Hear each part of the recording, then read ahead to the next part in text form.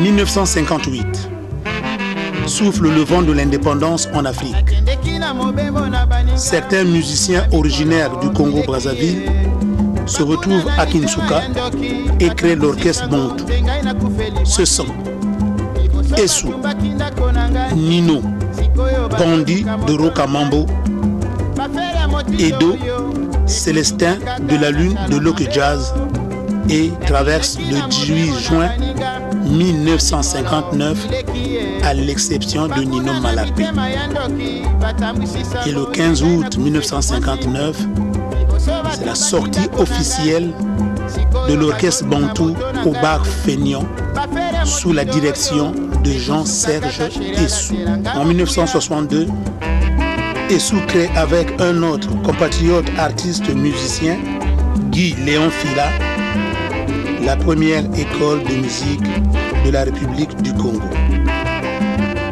Sont sortis de cette école Samba Mascotte, Passi Mermons, Master Moana Congo et autres. En 1964, Essou est plébiscité meilleure vedette des deux rives, ainsi que son orchestre Bantou de la capitale. On l'appelle l'âme des Bantous.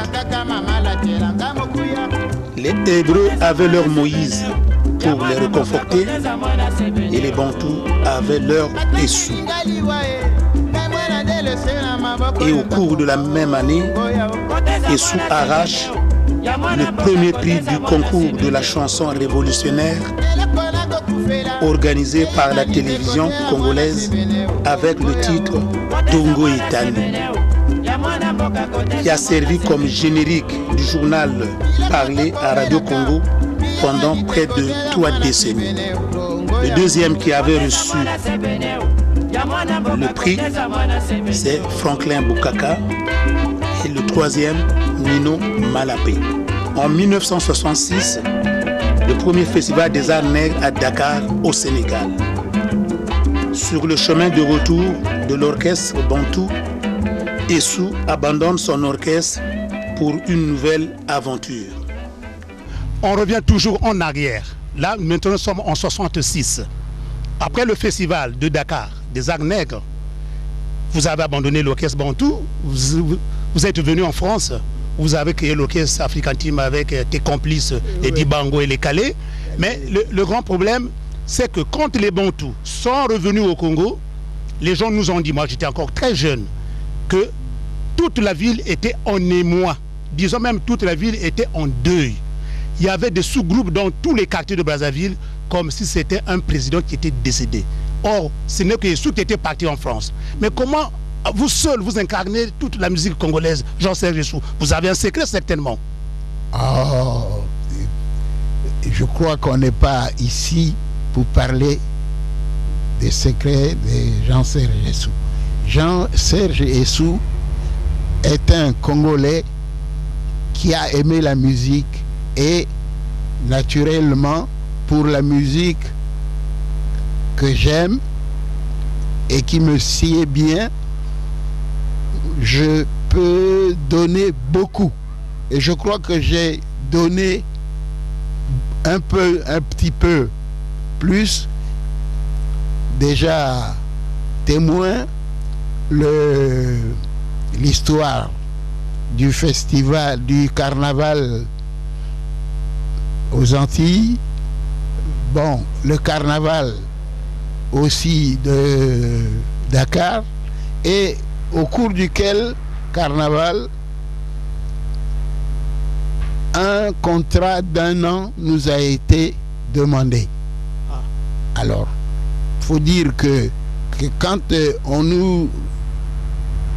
a demandé à l'orchestre de repartir, bon, moi je ne suis pas le père des enfants d'autrui et j'ai pris mes responsabilités en tant que tel et j'étais pas content parce qu'il y a beaucoup de choses qui se seraient passées à cette époque-là, et c'était l'hôtel Ivoire dont vous avez entendu parler. Mais c'était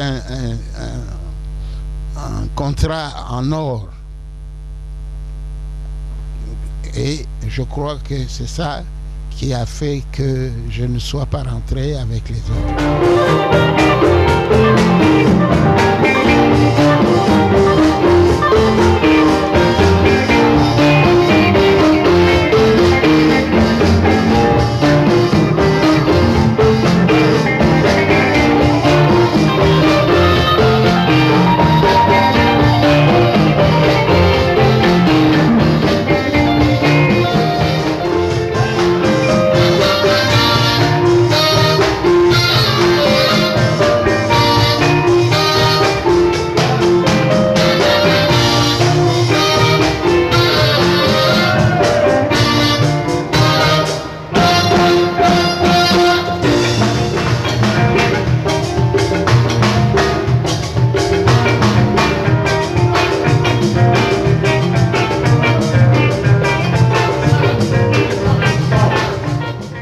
Une autre question, dans les chansons des jeunes, ils greffent des extraits des vieilles chansons à succès dans les nouvelles compositions, c'est-à-dire dans les compositions récentes. Est-ce que c'est un manque d'inspiration? Ah non, on ne peut pas parler de manque d'inspiration. Bon, il y en a qui ont fait des très belles choses. Je veux parler par exemple de Kofi. Mais justement, si j'en parle, parce que Kofi Olomide a repris certains morceaux dessous qu'il a greffés dans des nouvelles chansons, comme Bongo e Mba et Sou. Et puis, je signale en passant que le papa de Kofi Olomide, c'était l'ami personnel de Jean-Serge Essou à Kinshasa en 1956. On continue. Oui, bien sûr. Donc, c'est pour dire que, bon, de toutes les manières, quand il a repris mon répertoire, une partie de mes chansons, bon, moi j'étais heureux. J'étais heureux parce que ça voulait dire que on a fait des belles choses. Bon. Et qui ont continué avec nos enfants, nos fils. Actuellement, ces jeunes qui ont quand même fait des belles œuvres,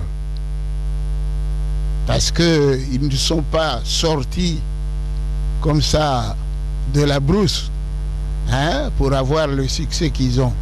C'est que ils sont arrivés à faire des œuvres qui ont plu à un grand nombre. Et c'est pour ça que aujourd'hui, en tout cas, ils ont réussi à avoir du succès et sont connus aussi dans le monde. Je venais de parler de Kofi, je parlerai de Félix Ouazekwa, dont j'aime beaucoup le style de musique. Bien, merci Jean-Serge. Nous allons encore souffler. Tout à l'heure, on a suivi Joseph Kabasele dans la chanson Laurent Fantôme. Mais maintenant, je vous ai dit, il y avait José Missamou, il y avait Pamelo, il y avait Manu Dibango. Maintenant, on va suivre qui? Pamelo. Bon, Pamelo Mouka dans la chanson Amour de Nombakele.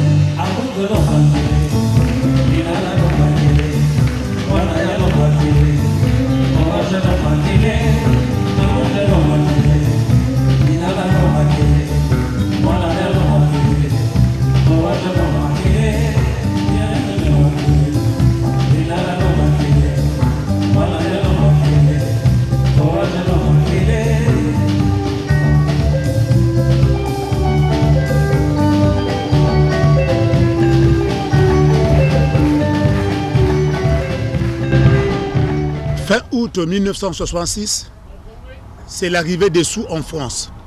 Il participe à la création de l'orchestre African Team avec Joseph Kabasele, Manu Dibango.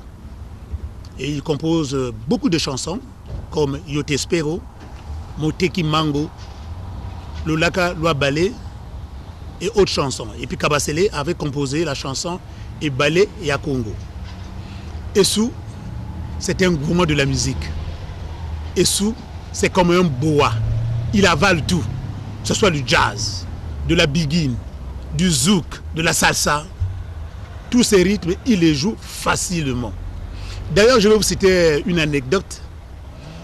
Essou, quand il est arrivé en France en 1966, donc je disais, il y avait un groupe américain qui était venu jouer en France. Ils arrivent à Paris, leur pianiste tombe malade. Il fallait chercher quelqu'un qui va remplacer ce pianiste. On choisit Manu Dibango.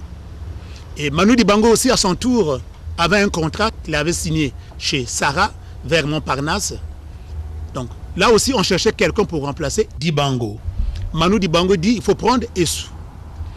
Essou arrive, il joue son propre répertoire, et après, il joue aussi le répertoire de Manu Dibango. Et les gens sont allés voir Manu Dibango et lui ont dit, le gars qui t'a remplacé, c'est un musicien très talentueux. Et à Manu Dibango de dire, Essou, c'est un deuxième moi-même.